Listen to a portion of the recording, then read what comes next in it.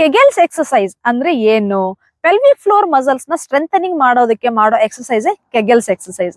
ಅದನ್ನ ಹೇಗ್ ಮಾಡ್ಬೇಕು ಅನ್ನೋದನ್ನ ನಾನು ನಿಮ್ಗೆ ಒಂದು ಸಿಂಪಲ್ ರೀತಿಯಲ್ಲಿ ನಾನು ನಿಮ್ಗೆ ಹೇಳ್ಕೊಡ್ತೀನಿ. ಈಗ ನೀವು ಪಬ್ಲಿಕ್ ಅಲ್ಲಿ ಎಲ್ಲಾದ್ರೂ ಇರ್ತೀರಾ, ನಿಮ್ಗೆ ಅಲ್ಲಿ ಟಾಯ್ಲೆಟ್ ಹೋಗ್ಬೇಕಂತ ತುಂಬಾ ಅರ್ಜೆಂಟ್ ಆಗುತ್ತೆ. ಯೂರಿನ್ ಪಾಸ್ ಮಾಡ್ಬೇಕು, ಮೋಷನ್ ಪಾಸ್ ಮಾಡ್ಬೇಕು ಅಂತ ಏನಾದ್ರು ಅನ್ನಿಸ್ದಾಗ ಅಲ್ಲಿ ನಿಮ್ಗೆ ಮಾಡ್ಲಿಕ್ಕೆ ಜಾಗ ಇಲ್ಲದಾಗ ಏನ್ ಮಾಡ್ತೀರಾ, ನೀವು ಪೆಲ್ವಿಕ್ ಫ್ಲೋರ್ ಮಸಲ್ಸ್ ನ ಟೈಟ್ ಆಗಿ ಕಾಂಟ್ರಾಕ್ಟ್ ಮಾಡ್ತೀರಾ. ಅಂದ್ರೆ ಟೈಟ್ ಆಗಿ ಹೋಗದೆ ಇರೋ ತರ, ಕಂಟ್ರೋಲ್ ಮಾಡ್ಕೊಳ್ಳೋ ತರ ಮಸಲ್ಸ್ ನ ಟೈಟನ್ ಮಾಡಿ ಹಿಡ್ಕೋತೀರಾ.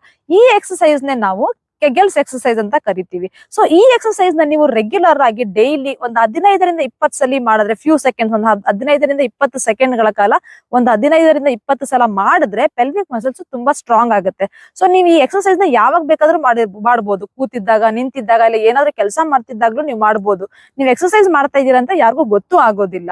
ಸೊ ಈ ಎಕ್ಸಸೈಸ್ ಗಳನ್ನ ಮಾಡೋದ್ರಿಂದ ಪ್ರಯೋಜನ ಏನಪ್ಪಾ ಅಂತಂದ್ರೆ, ಕೆಲವರಿಗೆ ಡೆಲಿವರಿ ಆದ ನಂತರ ಕೆಲಸಲಿ ಯೂರಿನ್ ಕಂಟ್ರೋಲ್ ಇರಲ್ಲ, ಮೋಷನ್ ಕಂಟ್ರೋಲ್ ಇರಲ್ಲ. ಸೊ ಈ ಎಕ್ಸಸೈಸ್ ನ ರೆಗ್ಯುಲರ್ ಆಗಿ ಮಾಡಿದಾಗ ಏನಾಗುತ್ತೆ, ಮಸಲ್ಸ್ ಸ್ಟ್ರೆಂಥನಿಂಗ್ ಆಗಿ ಆ ತೊಂದರೆ ಕಮ್ಮಿ ಆಗುತ್ತೆ. ಇನ್ನು ಕೆಲವರಿಗೆ ವಯಸ್ಸಾದಾಗ ಸ್ಟ್ರೆಸ್ ಇನ್ಕಾಂಟಿನೆನ್ಸ್ ಅಂತ ಆಗುತ್ತೆ. ಅಂದ್ರೆ ಕೆಮ್ಮದಾಗ ಯೂರಿನ್ ಲೀಕ್ ಆಗೋದು, ಇಲ್ಲ ಕೂತಿದ್ ಎದ್ದಾಗ ಯೂರಿನ್ ಲೀಕ್ ಆಗೋದು, ಈ ತರ ತೊಂದರೆಗಳನ್ನ ತಡೆಗಟ್ಟಬಹುದು. ಮತ್ತೆ ಇನ್ನು ಕೆಲವರಿಗೆ ವಯಸ್ಸಾದಾಗ ಗರ್ಭಕೋಶ ಜಾರ್ಕೊಳ್ಳುತ್ತೆ, ಅಂದ್ರೆ ಯೂಟ್ರೈನ್ ಪ್ರೊಲಾಪ್ಸ್ ಅಂತ ಕರಿತೀವಿ.